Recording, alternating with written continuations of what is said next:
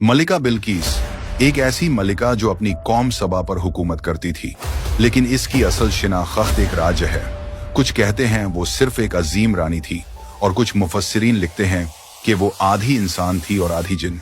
सवाल ये है, अगर ये सच है तो आखिर इसकी कहानी शुरू कहां से होती है? कैसे एक ऐसी शख्सियत पैदा हुई जो न सिर्फ इंसानों के लिए एक मलिका थी बल्कि जिनों की दुनिया का भी एक हिस्सा थी? इस सवाल का जवाब ढूंढने के लिए हमें लौटना होगा पुराने यमन के शहर सबा की तरफ, जहां दौलत, ताकत और इबादत का एक नया रंग नजर आता है, जहां लोग सूरज के सामने सजदा करते थे और जहां ताकत और अकल दोनों का मरकज मलिका बिल्किस थी।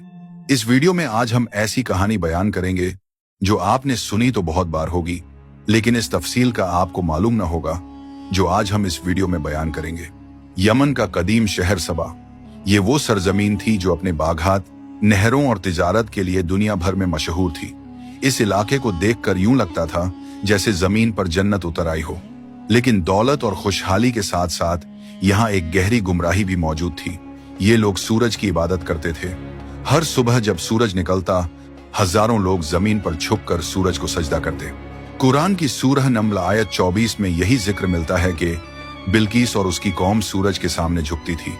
मलिका बिल्किस की शख्सियत जितनी शानदार थी, उसकी पैदाइश उतनी ही पुरअसरार थी। इसके बारे में मुख्तलिफ अखवाल और रिवायत मिलते हैं। कहा जाता है उसके वालिद यमन के इलाके में एक अजीम बादशाह थे। दौलत और ताकत के बावजूद वो अपनी हुकूमत को महीद मजबूत देखना चाहते थे, लेकिन तकदीर ने उनके लिए एक ऐसा रास्ता लिखा था जिसे कोई समझ न सका। रिवायत के मुताबिक उस बादशाह का निकाह एक ऐसी औरत से हुआ जो जिन्नात की नस्ल से ताल्लुक रखती थी। उसी औरत के बतन से बिल्किस की पैदाइश हुई। वक्त गुजरता गया और बिल्किस अपने वालिद की वफात के बाद तख्त पर बैठ गई। अब वो सिर्फ बादशाह की बेटी नहीं रही थी, बिल्किस पूरे सबा की मलिका बन चुकी थी। मलिका बिल्किस ने अपनी अक्ल और हिकमत से इस अंधी कौम पर मजबूत गिरफ्त कायम की। ये वो वक्त था जब अल्लाह ताला ने हजरत सुलेमान अलैहिस्सलाम को नबूवत और गैर मामूली बादशाहत अता की थी। उनके लश्कर में सिर्फ इंसान नहीं थे बल्कि परिंदे, जानवर और जिन्नात भी शामिल थे। ये वो वाहिद बादशाहत थी जहां कायनात की मुख्तलिफ मखलूकात एक ही परचम तले जमा थी। हजरत सुलेमान अलैहिस्सलाम एक दिन अपने लश्कर की तरतीब देख रहे थे। परिंदे, जानवर, सिपाही सब अपनी सफाओं में मौजूद थे, मगर अचानक उनकी नजर एक कमी पर पड़ी। हुदहुद परिंदा मौजूद नहीं था। सुलेमान अलैहिस्सलाम ने फरमाया, मुझे नजर नहीं आ रहा, हुदहुद कहाँ है? अगर वो बगैर वजह के गैर हाजिर हुआ तो मैं उसे सख्त सजा दूंगा, मगर अगर उसके पास कोई ठोस दलील हुई तो मैं उसे माफ कर दूंगा। कुछ देर बाद वो नन्हा सा परिंदा हाजिर हुआ, लेकिन उसके पर फड़फड़ाने में घबराहट नहीं थी बल्कि एक खलास एतमाद था। हुदहुद ने कहा, मैं वहां गया हूं जहां आप नहीं पहुंचे। मैंने सबा में एक औरत को पाया जो अपनी कौम पर हुक्मरान है। अल्लाह ने उसे सब कुछ दिया है, लेकिन वो और उसकी कौम सूरज के आगे झुककर सजदा करते हैं। ये अल्फाज हजरत सुलेमान अलैहिस्सलाम के लिए हैरान कुन थे। एक ऐसी औरत, एक ऐसी सल्तनत जो दौलत और ताकत में अजीम है, लेकिन इबादत अल्लाह की बजाय सूरज को करती है। ये बात उनके दिल को भारी लगी। सुलेमान अलैहिस्सलाम ने फैसला किया कि ये मामला टाला नहीं जा सकता। वो बराह रास्त जंग या ताकत नहीं चाहते थे। उनका मकसद था कि पहले दावत दी जाए, दलील पेश की जाए और फिर फैसला देखा जाए। चुनांचे उन्होंने एक खत लिखा, एक मुख्तसर लेकिन निहायत वाज़ेह पैगाम। सूरह नम्ल आयत 30-31। ये खत सुलेमान की तरफ से है और ये अल्लाह के नाम से है जो बड़ा मेहरबान निहायत रहम वाला है। मुझ पर सरकशी न करो और मेरे पास फरमान बरदार होकर हाजिर हो जाओ। ये खत न लंबा था न फलसफी, बल्कि एक सीधा पैगाम था। तुम्हारा रब सूरज नहीं बल्कि अल्लाह है। हजरत सुलेमान अलैहिस्सलाम ने वो खत हुदहुद के सुपुर्द किया। ये नन्हा परिंदा उड़ता हुआ सबा के महल तक जा पहुंचा। जब मलिका बिल्किस ने खत पढ़ा तो लम्हा भर को खामोश हो गई। पहली बार उसके सामने एक ऐसी दावत आई थी जो उसके तमाम अकीदे, उसकी तमाम बादशाहत, उसकी पूरी तारीख को चैलेंज कर रही थी। ये दावत थी अल्लाह की बंदगी की तरफ। महल के अंदर एक सुनहरा सा सुकून छाया हुआ था। मलिका बिल्किस अपने तख्त पर बैठी थी। सामने वजीरां और उमरा अपनी अपनी जगह खामोश खड़े थे। बिल्किस ने अपने नरम मगर बवकार लहजे में कहा, मेरे पास एक खत आया है। ये सुनते ही दरबार के लोग चौंक उठे। खत, और वो भी मलिका के लिए? ये कोई आम बात नहीं थी। बिल्कीस ने खत खोलकर बुलंद आवाजों में पढ़ना शुरू किया। ये खत सुलेमान की तरफ से है। मेरे खिलाफ सरकशी ना करना, बल्कि मेरे पास इताअत करते हुए आ जाना। ये अल्फाज उस पूरे हाल में गूंज उठे। एक लम्हे के लिए सब खामोश हो गए, फिर सरगोशियां शुरू हो गईं। कुछ के चेहरों पर हैरानगी थी, कुछ के चेहरों पर खौफ। बिल्कीस ने वजीरों की तरफ निगाह डाली और कहा, ए सरदारों, मुझे इस मामले पर तुम्हारी राय चाहिए। एक वजीर आगे बढ़ा और घूर भरे लहजे में बोला, हम एक बड़ी सल्तनत हैं, हमारी फौजें ताकतवर हैं। अगर सुलेमान जंग चाहता है तो हम उसका मुकाबला करेंगे। हमारी सरजमीन जरी ताकत से भरी हुई है, हमें परिंदे या कोई खत हमें खौफजदा नहीं कर सकता। लेकिन बिल्कीस खामोशी से उन्हें देखती रही। उसकी आंखों में गुस्सा नहीं, बल्कि गहरी सोच थी। उसने कहा, हाँ, तुम्हारे पास ताकत है, लेकिन याद रखो, जब बादशाह किसी बस्ती पर चढ़ाई करते हैं तो वो उसे बर्बाद कर देते हैं। वो इज्जत वालों को जलील कर देते हैं। ताकत से ज्यादा दानिशमंदी की जरूरत होती है। बिल्कीस जानती थी कि सीधा इनकार या सीधी जंग उसकी कौम को बर्बादी की तरफ धकेल देगी। वो चाहती थी पहले मामले की हकीकत को जांचा जाए। चंद लम्हों की खामोशी के बाद उसने फैसला सुना दिया, हम फौरन सुलेमान को तहफ़्फ़ुज़ भिजवाएंगे। ऐसे तहफ़्फ़ुज़ जो हमारी दौलत, हमारी शान और हमारी इज्जत का इजहार करें।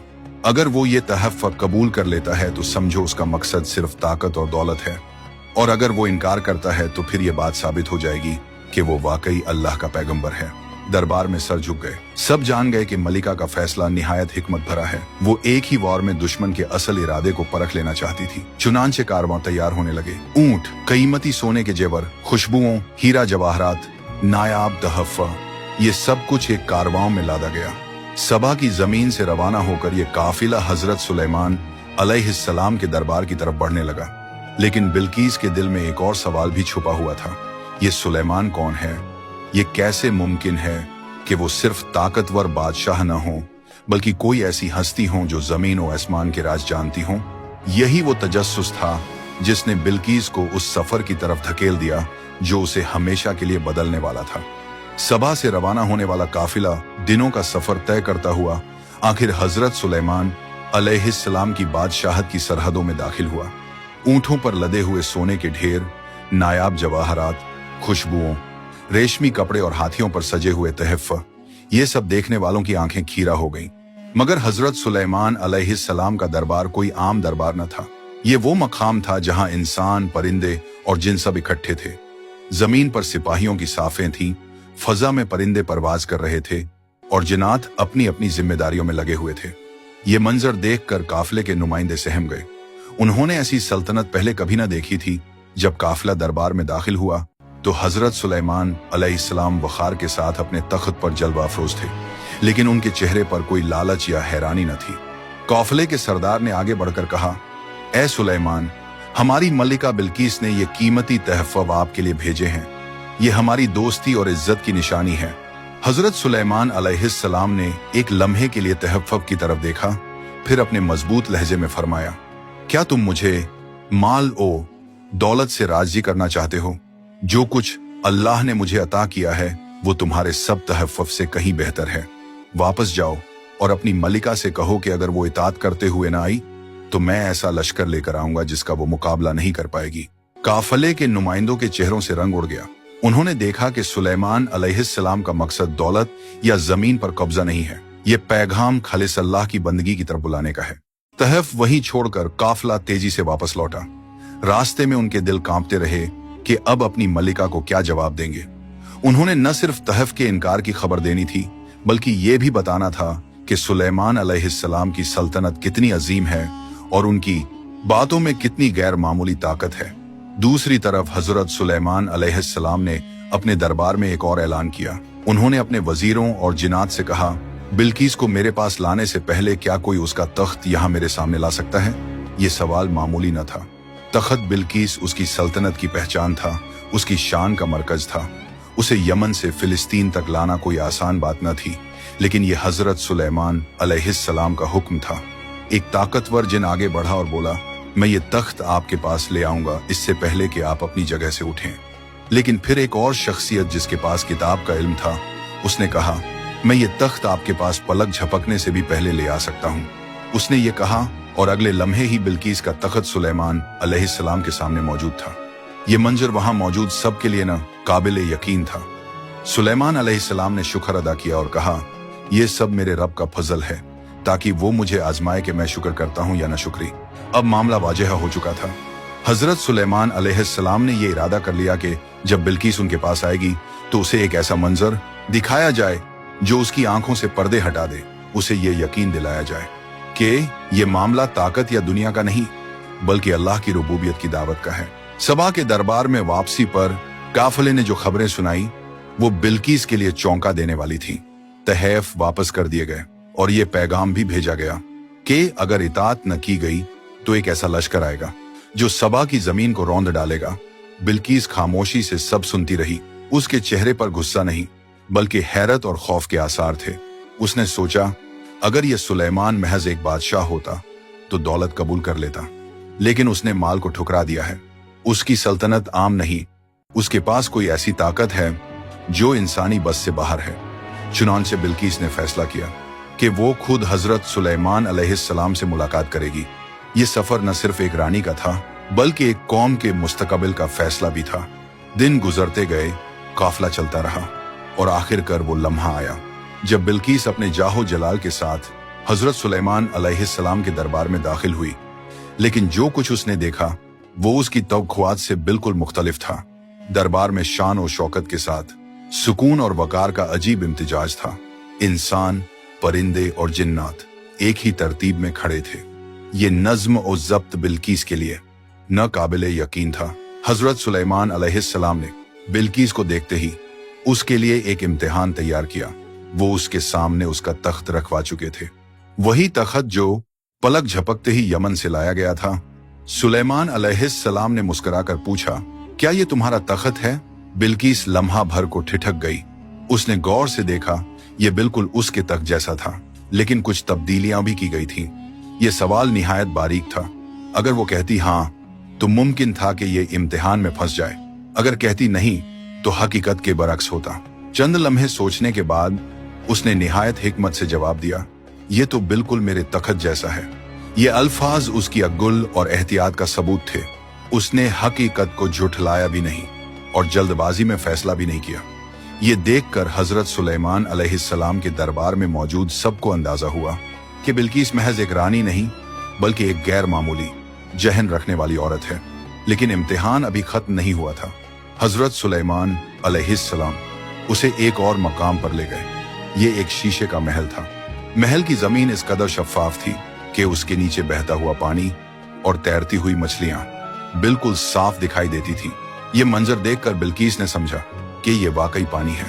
उसने अपना लिबास जरा ऊपर किया ताकि पानी में न भीग जाए। हजरत सुलेमान अलैहिस्सलाम मुस्कुराए और फरमाया, ये पानी नहीं, ये शीशे का फर्श है। ये मंजर बिल्किस के लिए फैसला कुन था। उसने समझ लिया कि ये बादशाहत आम नहीं, ये इल्म और हिकमत की बुनियाद पर कायम है। ये सिर्फ इंसानों की ताकत नहीं, बल्कि अल्लाह की कुदरत का मजाहिरा है। और वो लम्हा आ गया जब बिल्किस के दिल ने झुकना शुरू कर दिया। उसने अपने लब्बों से वो कलिमात अदा किए जिन्होंने उसकी जिंदगी बदल दी। मैं अल्लाह पर ईमान लाती हूँ जो सुलेमान का रब भी है और मेरा भी। ये जुमला उसके माजी के तमाम गुरूर और शक को तोड़ गया। सूरज की पूजा करने वाली एक अजीम सल्तनत की रानी अब ला वहदहु ला शरीक की बंदगी में दाखिल हो चुकी थी। अब सवाल यह है कि इस पूरे किस्से में कुरान ने क्या बयान किया है और कौन सी तफसीलात हमें तफसीर और तारीखी रिवायात से मिलती हैं। कुरान की सूरह अन-नम्ल आयत 20 से 44 तक इस किस्से का तफसीली जिक्र मिलता है। तफसीर और तारीखी रिवायात में बाज रिवायात में जिक्र मिलता है कि मलिका बिल्किस आधी इंसान और आधी जिन्न थी। कहा जाता है कि उसकी वालिदा एक जिन्नात की औरत थी और बाप इंसान था। ये रिवायत ज्यादातर इजराइलियात के जरिए पहुंची है और मुफस्सिरीन ने इसे बयान जरूर किया, लेकिन कत्ती हुक्म के तौर पर नहीं, बल्कि इसके महल, उसके तख्त की बनावट और उसकी शख्सियत के मुतल्लिक मुख्तलिफ तफसील भी कदीम तारीख में मज़कूर हैं।